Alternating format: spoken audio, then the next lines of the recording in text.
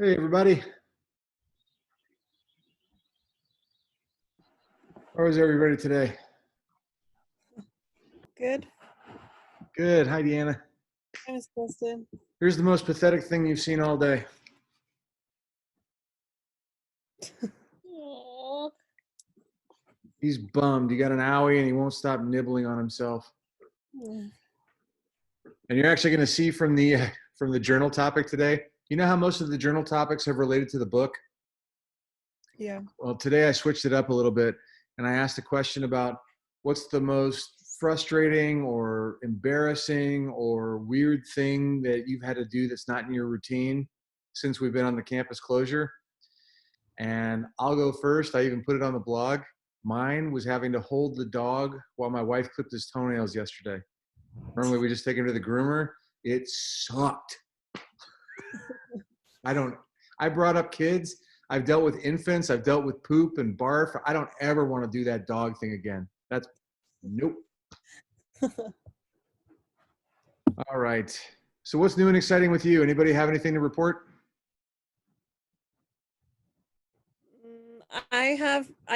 I'm in A push, and so I'm have like Heaven that's due tomorrow. So I'm writing a lot of essays right now.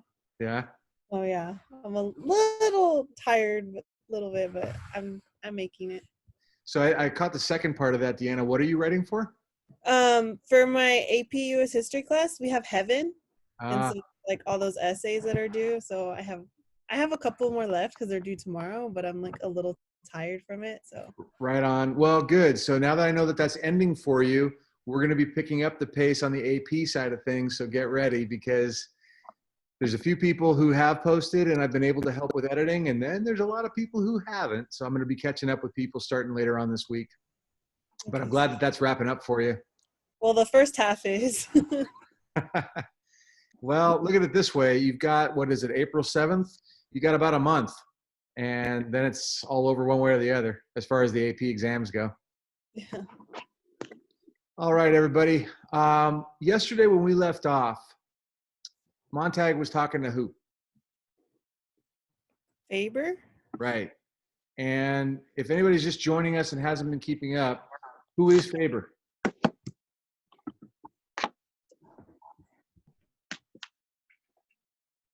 Hi, Lily. And by the way, thank you for inviting me to that Google Doc. I just saw it online, so I'm going to edit it this afternoon. Okay, you're welcome. Thanks. And who is Faber? Anybody? The English professor that he met one time ago on like a bench in a park or something. Yeah. So we finally have a kindred spirit to Montag. We kind of had Clarice who really started the ball rolling. Like meeting Clarice was kind of the inciting incident in the plot, right? Because before that, Montag was just sort of like just this fireman guy like every other fireman. Clarice gets him thinking, but now for the first time, Montag is actually meeting someone who not only shares his curiosity and his passion for knowing and living in a deeper, more quality-based way, but also has some of the information that Montag really thinks he wants to learn. So we're going to be picking up on the page where Faber closes the Bible and says, well, suppose you tell me why you came here. And listen to what Montag says, and I use the word listen as a verb on purpose. He says, nobody listens anymore. I can't talk to the walls because they're yelling at me. I can't talk to my wife. She listens to the walls. I just want someone to hear what I have to say. And maybe, if I talk long enough, it'll make sense. And I want you to teach me to understand what I read. Now, how powerful is that for a student? And Montag, make no mistake, he's a fireman, he's an adult, but in this moment, when I say student, I just mean as a synonym for learner. But when a student knows what they don't know and says, hey, help me with this, man, that's so much more effective than just being thrown assignments and told what to do in a way that you don't really pay attention to. Faber examined Montag's thin, blue-jowled face. How did you get shaken up? What knocked the torch out of your hands? I don't know. We have everything we need to be happy, but we aren't happy. Something's missing. I looked around. The only thing I positively knew was gone was the books I'd burned in 10 or 12 years. So I thought books might help. You're a hopeless romantic, said Faber. It would be funny if it were not serious. It's not books you need. It's some of the things that once were in books.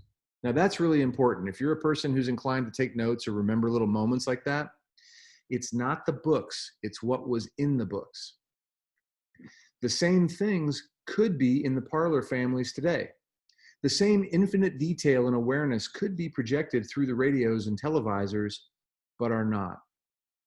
Now I want to pause again because, not all television, not all movies are created equally. Some of what we see on Netflix or in the movie theaters is absolutely as detailed and artistic and philosophical and meaningful as anything we could read in a book. Then again, some of them are crap. So it's really important, just as some books are better than others, and we can judge them in a way that's not just whether or not they appeal to our taste, but that they're done with technique. Same thing is true on what we see. No, Faber says, it's not at all books that you're looking for. Take it where you can find it, in old phonograph records, old motion pictures, and in old friends. Look for it in nature and look for it in yourself. Books were only one type of receptacle where we stored a lot of things we were afraid we might forget. There is nothing magical in them at all. The magic is only in what books say, how they stitched the patches of the universe together into one garment for us. Of course, you couldn't know this. Of course, you still can't understand what I mean when I say all this. You are intuitively right. That's what counts. 3 things are missing. I'll get to Faber's 3 things in a second, but this is really important because as you think about this, and we can look at this from a book perspective and an English course perspective, but really when you think about what people get from reading, some people read to escape into a story. Some people read to get information that will help them improve their lives. Some people will want to, you can go on and on with this, right? Explore poetry or philosophy or connect with love. Well, when you think about books, that's one way of capturing that information and sharing it with other people. You could also do the same thing in a website. You could also do the same thing in a movie or a song. And sometimes, like when some people listen to a particular song, it's so powerful that it moves them physically and they even remember moments in their lives.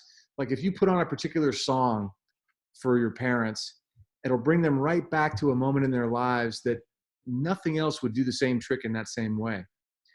So Faber says that this all happens because of 3 things. Number 1, do you know why books such as this are so important? Because they have quality. And what does the word quality mean? To me, it means texture. This book, and here Faber's holding the Bible that Montag has brought, this book has pores. It has features. This book can go under the microscope. You'd find life under the glass, streaming past an infinite profusion. The more pores, the more truthfully recorded details of life per square inch you can get on a sheet of paper, the more literary you are. That's my definition anyway. Telling detail, fresh detail. The good writers touch life often. The mediocre ones run a quick hand over her. The bad ones rape her and leave her for the flies. It's a pretty brutal image. What do you think Faber means by the more detail means more quality?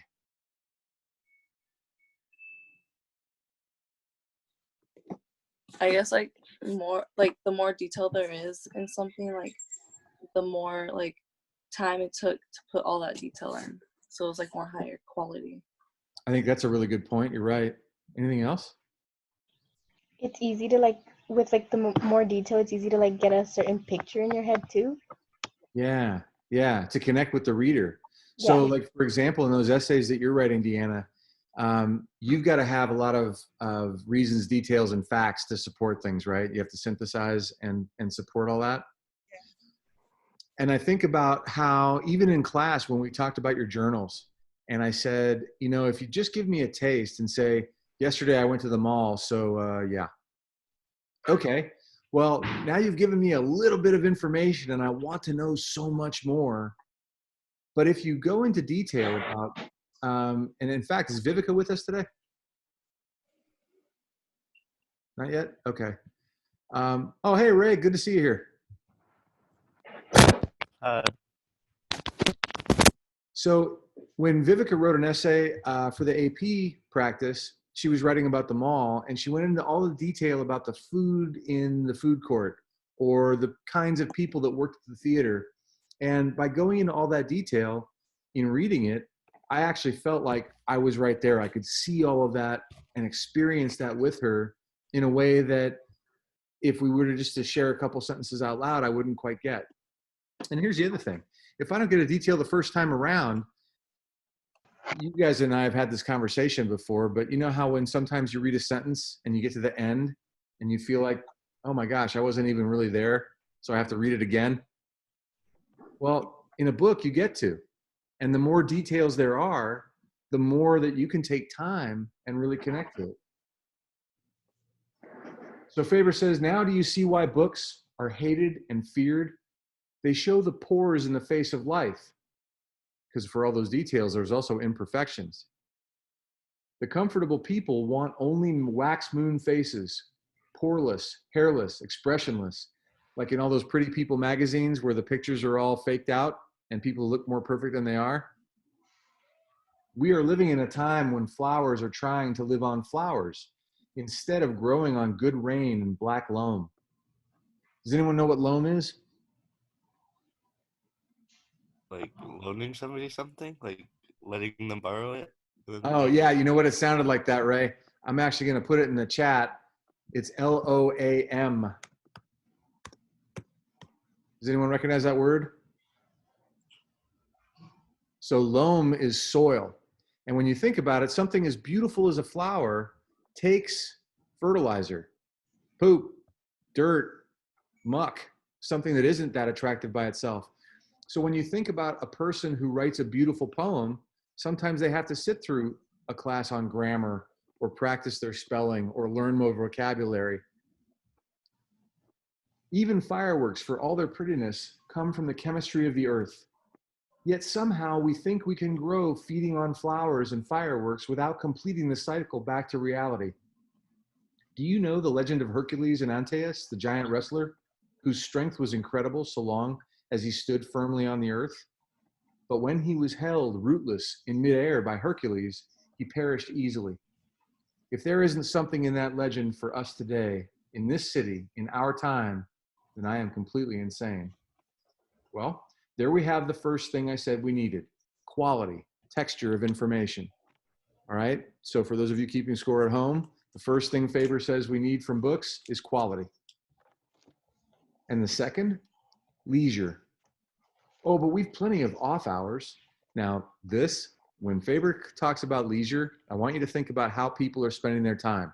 Now I know a lot of people are spending their time working to help their families or taking care of younger relatives, but follow this one, because that's not everybody. Off hours, yes, but time to think? If you're not driving 100 miles an hour at a clip where you can't think of anything else but the danger, then you're playing some game or sitting in some room where you can't argue with the four-wall televisor. Why? The televisor is real. It is immediate. It has dimension. It tells you what to think and blasts it in. It must be right. It seems so right. It rushes you on so quickly to its own conclusions, your mind hasn't time to protest. What nonsense. So here he's talking about the screen. Now, when you think about how many of us are taking time on things like video games or Netflix, it's not that those things are necessarily bad. The challenge, though, is that people get so uncomfortable, so bored sitting with themselves that they need a distraction. And Mildred might be an extreme, but I know some people who do just about as much. And even Montag right now says, only the family is people. I beg pardon? My wife says books aren't real. Thank God for that. You can shut them up. Say, hold on a moment. Anytime I want, the end. But if something is blaring at me and I don't have the discipline in my own self to turn it off, and all of a sudden I look up from Fortnite or whatever and it's 4 hours later, well, you play God. This is Faber talking. You play God to the book. But who has ever torn himself from the claw that encloses you when you drop a seed in a TV parlor? It grows you to any shape it wishes. It is an environment as real as the world. It becomes and is the truth. Books, they can be beaten down with reason. But with all my knowledge and skepticism, I have never been able to argue with a 100-piece symphony orchestra, full color, 3 dimensions, and being in and part of those incredible parlors. As you see, my parlor is nothing but 4 plaster walls. And here, he held out 2 small rubber plugs for my ears when I ride the subway jets. Ah, Denham's dentrifists, they toil not, neither do they spin, said Montag, eyes shut, because now that commercial's in his head. Where do we go from here? Would books help us? Only if the third necessary thing could be given us. Number 1, as I said, quality of information. Number 2, leisure to digest it. And number 3, the right to carry out actions based on what we learn from the interaction of the first 2. And I hardly think a very old man and a fireman turned sour could do this much this late in the game. I can get books. You're running a risk. That's the good part of dying. When you've nothing to lose, you run any risk you want. There, you've said an interesting thing, laughed Faber, without having read it. Are things like that in books? But it came off the top of my mind. All the better. You didn't fancy it up for me or anyone, or even yourself. Montag leaned forward. This afternoon, I thought that if it turned out that books were worthwhile, we might get a press and print some extra copies. We? You and I? Oh, no. Faber sat up. But let me tell you my plan. If you insist on telling me, I must ask you to leave.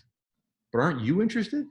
Not if you start talking the sort of talk that might get me burnt for my trouble. The only way I could possibly listen to you would be as if somehow the fireman structure itself could be burnt. Now, the post that I'm going to be asking for today is what's their plan? So this is coming up. Now, if you suggest that we print extra books and arrange to have them hidden in firemen's houses all over the country so that seeds of suspicion would be sown among those arsonists, bravo, I'd say. Plant the books, turn in an alarm, and see the firemen's houses burn? Is that what you mean? Faber raised his brows and looked at Montag as if he were seeing a new man. I was joking. If you thought it would be a plan worth trying, I'd have to take your word it would help. You can't guarantee things like that. After all, when we had all the books we needed, we still insisted on finding the highest cliff to jump off. But we do need a breather. We do need knowledge. And perhaps in 1,000 years, we might pick smaller cliffs to jump off. The books are to remind us what asses and fools we are. They're Caesar's Praetorian Guard, whispering as the parade roars down the avenue, remember, Caesar, thou art mortal.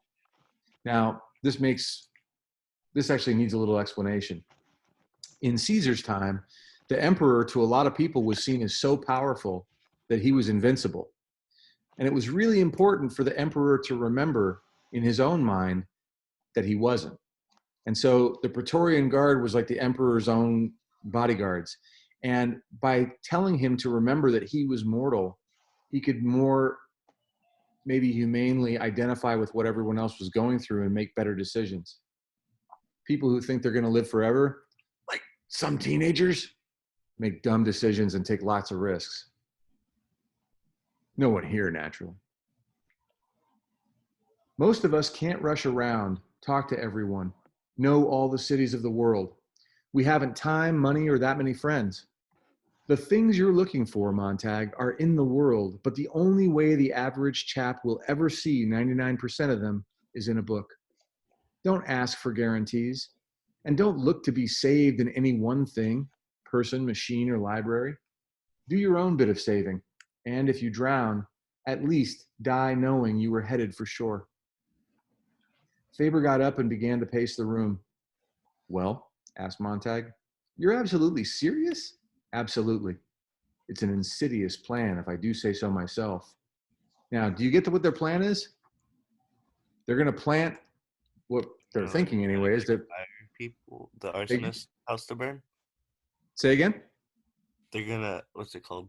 Like frame the people burning the houses down, so they burn their own houses down. That's exactly right, Ray.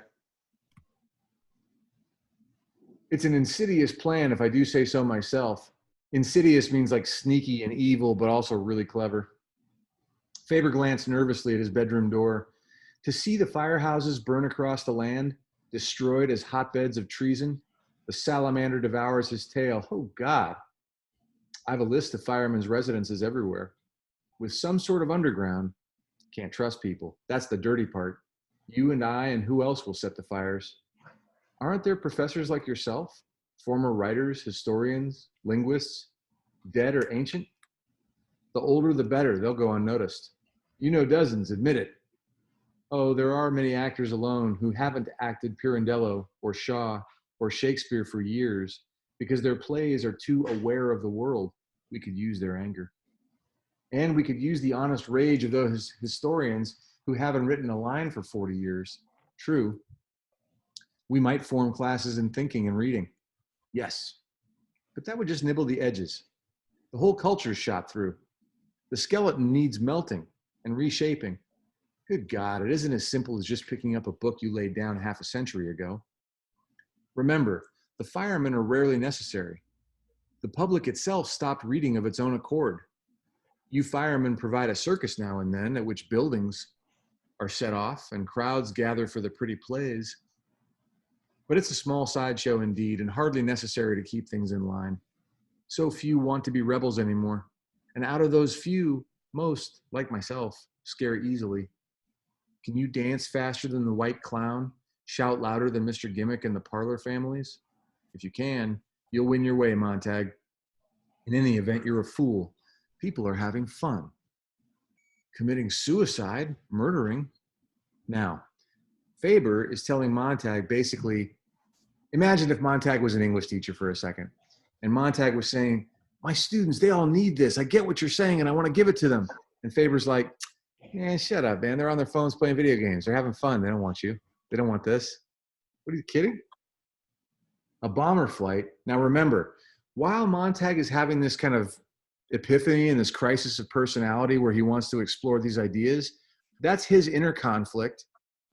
At another level, that's his conflict with Beatty and society, right? But beyond that, we've got this war in the background. Remember the planes that split the night when Montag found Mildred overdosing? Yeah. A bomber flight had been moving east all the time they talked, and only now did the two men stop and listen, feeling the great jet sound tremble inside themselves. Patience, Montag. Let the war turn off the families. Our civilization is flinging itself to pieces. Stand back from the centrifuge. It's almost like Faber, if I apply it to right now, it's almost like Faber's telling Montag, hey, look, you got terrorism, you got the coronavirus, all that's going to sort itself out. People are going to have to get the message at some point. And Montag's going, well, yeah, but who's actually going to make sure of it? And who's going to make that happen? What, men quoting Milton, saying, I remember Sophocles, reminding the survivors that man has his good side too? They will only gather up their stones to hurl at each other. Faber doesn't have a high opinion of human nature. Montag, go home. Go to bed. Why waste your final hours racing about your cage, denying that you're a squirrel? Then you don't care anymore? I care so much I'm sick. And you won't help me? Good night. Montag's hands picked up the Bible. He saw what his hands had done, and he looked surprised. Again, the imagery of his hands as though they were separate characters acting by themselves. Would you like to own this? Faber said, I'd give my right arm. Montag stood there and waited for the next thing to happen. His hands, by themselves, like two men working together, began to rip the pages from the book. The hands tore the flyleaf, and then the first, and then the second page. Idiot, what are you doing? Faber sprang up as if he had been struck. He fell against Montag. Montag warded his off and let his hands continue. 6 more pages fell to the floor. He picked them up and wadded the paper under Faber's gaze. Oh, don't, said the old man. Who can stop me? I'm a fireman. I can burn you. The old man stood looking at him. You wouldn't. I could. The book. Don't tear it anymore. Faber sank into a chair, his face very white, his mouth trembling. Don't make me feel any more tired. What do you want? I need you to teach me. All right, all right. Montag put the book down. He began to unwad the crumpled paper and flatten it out as the old man watched tiredly. Faber shook his head as if he were waking up. Montag, have you any money? Some. $400 or $500. Why? Bring it. I know a man who printed our college paper half a century ago. That was the year I came to class at the start of the new semester and found only one student to sign up for drama, from Aeschylus to O'Neill. You see how like a beautiful statue of ice it was, melting in the sun. I remember the newspapers dying like huge moths. No one wanted them back. No one missed them. Kind of like the newspapers today. Less and less people are reading them. And then the government, seeing how advantageous it was to have people reading only about passionate lips and the fist in the stomach, circled the situation with your fire eaters. So Montag, there's this unemployed printer. We might start a few books and wait on the war to break the pattern and give us the push we need. A few bombs and the families in the walls of all the houses, like harlequin rats, will shut up. In the silence, our stage whisper might carry. They both stood looking at the book on the table. I've tried to remember, said Montag, but hell, it's gone when I turn my head. God, how I want something to say to the captain. He's read enough so he has all the answers, or seems to have. His voice is like butter. I'm afraid he'll talk me back the way I was. Only a week ago, pumping a kerosene hose, I thought, God, what fun. So now that Montag is going through his, I guess you could call it chrysalis, his metamorphosis, now he's enlisted some support. Now he's got Faber. And tomorrow we'll pick up with how they are going to take action around this. Before we call it a day, does anybody have any questions or comments? No. All right. Well, as you can see, I successfully ran away from my wife yesterday. We tackled the dog and his toenails instead. So I'm going to get in for my haircut this afternoon. Wish me luck. Luck. I hope whatever you're doing at home is borderline fun and productive and satisfying. And if you have any questions that we don't think of now, send me an email. I'll go ahead and post the course blog stuff in the next half an hour, and we'll see you tomorrow at 1 o'clock. Hi, Dr. Preston. Okay. Bye, Bye, Dr. everybody. Bye.